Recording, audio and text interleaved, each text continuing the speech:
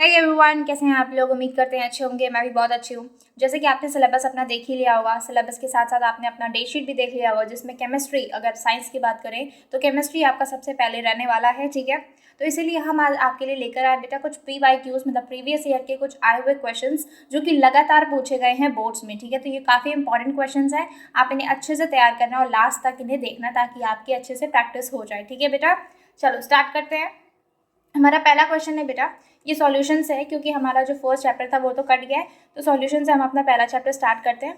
ठीक है, इसमें क्या पूछा गया बेटा, इसमें पूछा गया differentiate between molality and molarity. ठीक है, बहुत ही बेसिक क्वेश्चन है और इसको हम पढ़ लेते हैं। ठीक है, मोलैलिटी क्या होता है बेटा, मोलैलिटी क्या होता है, it is the number of moles of solute, it is the number of moles of solute dissolve in 1 kg of solvent बेटा। ठीक है, मोलैलिटी में क्या है, केजी का मसला है। क्या है बेटा, मोलैरिटी में केजी का मसला है। वहाँ पर अगर हम बात करें मोलैरिटी का, तो इसमें क्या है बेटा, इसमें आपका लीटर का मसला हो जाता है। मसला मतलब इन द सेंस कि यहाँ पर लीटर है और क्या है बेटा, मोलैरिटी में आपका केजी है। ठीक है, यहाँ पर आप देख भी रहोगे। और एक और चीज़ है बेटा, इसमें मोलैरिटी क्या है, अब जो कि मोलैरिटी बेटा इसका सॉल्यूशन है, मतलब कि वो लीटर पे डिपेंड है, सॉल्यूशन पे डिपेंड है, तो इसीलिए टेम्परेचर भी इस पर अफेक्ट करता है। ठीक है, टेम्परेचर अगर बढ़ेगा घटेगा तो इस पर भी अफेक्शन आता है। लेकिन अगर हम बात करें बेटा मोलैरिटी की, अब ये क्योंकि इसमें सॉलिड का मसला है, तो सॉलिड का है बेटा, सॉलिड पे टेम्परेचर का फर्क नहीं पड़ता, इसलिए मोलैरिटी पे भी टेम्परेचर का कोई इफेक्ट नहीं पड़ता है। ठीक है, अब यहाँ पर आप देख सकते हो, यहाँ पर क्या लिखा हुआ है, it is the number of moles of solute dissolve in 1 kg of solvent. वहीं अगर हम बात करें बेटा मोलैलिटी की, तो molality will be same to the molarity when density D is equal to 1। एक और चीज़ आप देख लो, जब डेंसिटी 1 होगी तो मोलैलिटी और मोलैरिटी क्या हो जाता है बेटा, सेम हो जाता है। ठीक है, और मोलैरिटी का एक और हम डेफिनेशन देख सकते हैं, वो ये है, it is the number of moles of solute dissolve in 1 litre of solution. मतलब क्या है बेटा, नंबर ऑफ सॉल्यूट तो दोनों के केस में होगा, लेकिन क्या इसमें डिजॉल्व किस में है बेटा, 1 लीटर ऑफ सॉल्यूशन में है। वहीं यहाँ पर कहाँ डिजॉल्व था बेटा, आपका 1 kg ऑफ सॉल्वेंट में डिजॉल्व था। ठीक है, तो ये था बेटा आपका मोलैरिटी और मोलैलिटी का डिफरेंस। अब आते हैं नेक्स्ट क्वेश्चन पे बेटा। Now the next question is, what type of semiconductor is obtained when silicon is doped with arsenic? तो n टाइप सेमीकंडक्टर, क्या बेटा, n टाइप सेमीकंडक्टर हमको मिलता है। कब मिलता है, जब सिलिकॉन को हम डोप करते हैं आर्सेनिक में। ठीक है बेटा, देन हमारा था next question, what is meant by reverse osmosis. ठीक है, रिवर्स ऑस्मोसिस क्या होता है, if a pressure higher than the osmotic pressure. देखो क्या है, एक प्रेशर है, ऑस्मोटिक प्रेशर से अगर वो ज़्यादा है, ठीक है, is applied on the solution. ठीक है, the solvent will flow from the solution into pure solvent through semi permeable membrane. अब क्या लिखा है बेटा, रिवर्स ऑस्मोसिस क्या होता है, मतलब ऑस्मोटिक प्रेशर के जो अगेंस्ट चलता है। मैं आपको एक नॉर्मल वे में बताती हूँ, ऑस्मोटिक प्रेशर के बेटा अगेंस्ट चलता है। ठीक है, देखो क्या है, a pressure higher than osmotic pressure. Osmotic pressure से क्या है बेटा, एक प्रेशर हायर है। ठीक है, जो कि अप्लाइड हो रहा है, किस पे अप्लाइड हो रहा है, is applied on the solution. किस पे अप्लाइड हो रहा है बेटा, सॉल्यूशन पे। द सॉल्वेंट विल फ्लो, अब क्या करेगा, जो सॉल्वेंट है वो कैसे फ्लो करेगा, from the solution into the pure solvent. अब क्योंकि यहाँ पर बेटा सॉल्यूशन क्या है, सॉल्यूशन पे ज़्यादा प्रेशर पड़ रहा है, तो सॉल्वेंट क्या करेंगे बेटा, the solvent will flow from solution. मतलब क्या करेंगे, सॉल्वेंट क्या करेंगे बेटा, फ्लो करने लगेंगे सॉल्यूशन से into the pure solvent through semi permeable membrane. ठीक है, समझ में आ गया। देखो फिर से मैं आपको बता देती हूँ, if a pressure higher than the osmotic pressure, क्या है बेटा, प्रेशर अगर हायर है ऑस्मोटिक प्रेशर से, is applied on the solution. ठीक है, समझ में आ गया इतना। उसके बाद क्या कह रहा है बेटा, the solvent will flow, the solvent will flow from the solution. ठीक है, एक सॉल्यूशन में सॉल्वेंट और सॉल्यूट दोनों होता है, तो सॉल्वेंट क्या करेगा बेटा, फ्लो करेगा किसमें, इनटू द प्योर सॉल्वेंट। किसमें फ्लो करेगा बेटा, प्योर सॉल्वेंट में। कैसे करेगा, थ्रू सेमी परमिएबल मेम्ब्रेन के। ठीक है, इतना समझ में आ गया, आई होप सो आपका समझ में आ गया होगा। चलो आते हैं बेटा नेक्स्ट पर।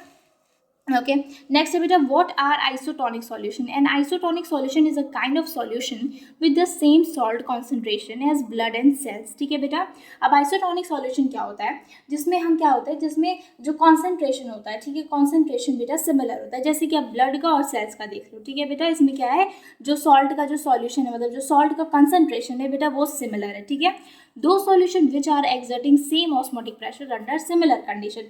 अब जैसे कि अगर मान लो दोनों का कॉन्सेंट्रेशन सेम है, ठीक है, तो लो कॉन्सेंट्रेशन और हाई कॉन्सेंट्रेशन की बात ही नहीं आएगी, तो फिर ऑस्मोटिक प्रेशर का कोई मतलब नहीं रह जाएगा, क्योंकि ऑस्मोटिक प्रेशर तो वहीं अप्लाई होता है जहाँ लो कॉन्सेंट्रेशन से हाई कॉन्सेंट्रेशन में, सॉरी, हाई कॉन्सेंट्रेशन से लो कॉन्सेंट्रेशन में जाना रहता है, वहीं पर आपका ऑस्मोटिक प्रेशर अप्लाई होता है। तो यहाँ पर ऑस्मोटिक प्रेशर क्या हो जाएगा बेटा, सेम हो जाएगा। ठीक है, चलो आते हैं नेक्स्ट पर।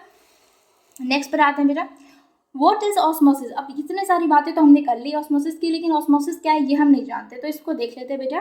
The net flow of solvent molecule from the solvent to the solution or from a less concentrated solution to a more concentrated through a semi permeable. देखो क्या है, एक नेट फ्लो ऑफ सॉल्वेंट मतलब क्या है, एक normal flow है, ठीक है, किसका, सॉल्वेंट का, मॉलिक्यूल्स सॉल्वेंट के मॉलिक्यूल्स का from the solvent to the solution, ठीक है। क्या कह रहा है, द नेट फ्लो मतलब एक नॉर्मल फ्लो है, मतलब जितना भी सॉल्वेंट मॉलिक्यूल है उनका नॉर्मल फ्लो है, कहाँ से बेटा, सॉल्वेंट से कहाँ तक, सॉल्यूशन तक, या फिर और क्या कह सकते हैं कि लो कॉन्सेंट्रेशन सॉल्यूशन से बेटा हाई कॉन्सेंट्रेशन सॉल्यूशन में जाना, किसके थ्रू, सेमी परमेबल मेम्ब्रेन के थ्रू, ठीक है, समझ में आ गया। ऑस्मोसिस क्या होता है, देखो एक net flow of solvent molecule, इसको छोड़ दो आप, इसको अगर आपको नहीं याद रखना तो मत याद रखो, लेकिन समझ लो, the net flow of solvent molecules from the solvent to the solution, या फिर क्या कह सकते हैं बेटा, or from a less concentrated solution to a more concentrated through a semi permeable membrane, ठीक है बेटा। तो ये था आपका ऑस्मोसिस। आगे देखते हैं बेटा, अब डिफाइन करना है बेटा मोल फ्रैक्शन, बहुत ही बेसिक है। मोल फ्रैक्शन क्या होता है, mole fraction is the ratio of number of moles of one component to the total number of moles in a mixture, ठीक है।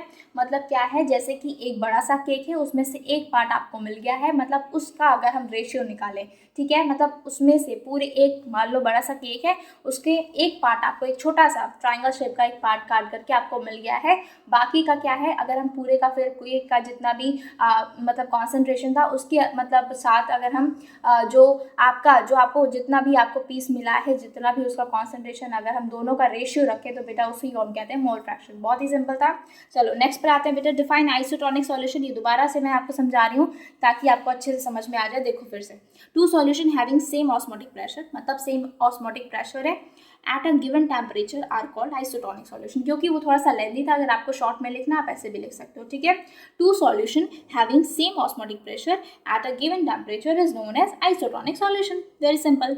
अब बात करते हैं डिफाइन वंस हॉफ फैक्टर, ठीक है। Once Hoff factor is expressed as I is equal to normal molar mass by abnormal molar mass, normal molar mass by abnormal molar mass, ठीक है। Now the next one is ideal solution। क्या होता है बेटा, देखो the solution which ओबे Raoul's law, ठीक है। Raoult's law under all the condition is known as an ideal solution, ठीक है। अब वो सॉल्यूशन जो कि राउल्स लॉ को ओबे करते हैं वही होते हैं बेटा आइडियल सॉल्यूशन, ठीक है। चलो नेक्स्ट पर देखते हैं बेटा। अब हमने वहाँ बात कर ली थी कि राउल्ट लॉ के जो अंडर में जो मतलब काम करेगा, जो राउल्ट लॉ के अंडर में होगा, जो राउल्ट लॉ के सारे लॉ को ओबे करेगा, वही होता है आइडियल सॉल्यूशन। लेकिन राउल्ट लॉ क्या होता है ये तो हमको देखना पड़ेगा, ठीक है। इट स्टेट्स दैट, क्या स्टेट करता है भाई, लॉ है तो स्टेट ही करेगा। For a solution of volatile liquids the partial vapour of each component in the solution is directly proportional to be its molar fraction, ठीक है। क्या कह रहा है बेटा, for a solution of volatile liquid, ठीक है, the partial vapor of each component in the solution is directly proportional to its mole fraction, ठीक है बेटा। इसको आपको याद करना पड़ेगा, सिर्फ समझ करके आपको डेफिनेशन नहीं याद होगा, ठीक है बेटा। चलो आते हैं बेटा हेनरीज लॉ पे। चलो हेनरीज लॉ क्या कहता है, ये सारे आपके वो क्वेश्चंस हैं जो कि काफ़ी ज़्यादा बार पूछे गए, इसलिए मैंने यहाँ पर लिख रखे हैं, ठीक है। State Henry's law and mention two of its important applications, ठीक है। हेनरीज लॉ क्या होता है फटाफट से देखते हैं बेटा। Henry's law states that the partial pressure of the gas in vapour phase is proportional to the mole fraction of the gas in the solution, ठीक है। द पार्शियल प्रेशर, ठीक है, मतलब जैसे पार्शियल प्रेशर क्या होता है बेटा, जैसे बहुत सारे गैसेस का प्रेशर है, उसमें से अगर हम एक गैस का प्रेशर निकाल लेते हैं तो ठीक है वही हो जाता है पार्शियल प्रेशर, ठीक है। The partial pressure of the, इतना आ रहा है ना, बहुत प्रॉब्लम हो रही है, कोई बात नहीं। The partial pressure of the gas in the vapor phase is proportional to the mole fraction of the gas in the solution, ठीक है। अब इसका एप्लीकेशन देख लेते हैं बेटा, एप्लीकेशन फटाफट से देख लेते हैं। Application of Henry's law, to increase the solubility of CO2 in soft drinks and soda water the bottle is sealed under high pressure, ठीक है। हाई प्रेशर में सील किया जाता है ताकि CO2 बढ़ जाए, ठीक है, CO2 बढ़ जाए। यहाँ पर क्या कह रहा था, इसी से रिलेटेड यहाँ पर आपका ये हेनरी लॉ है। The partial pressure of the gas, ठीक है, एक गैस का हम पार्शियल प्रेशर निकालते हैं इन वेपर फेज इज प्रोपोर्शनल, किसके प्रोपोर्शनल है, mole fraction of the gas के प्रोपोर्शनल है, किसके प्रोपोर्शनल है बेटा, मोल fraction of the gas in the solution, ठीक है।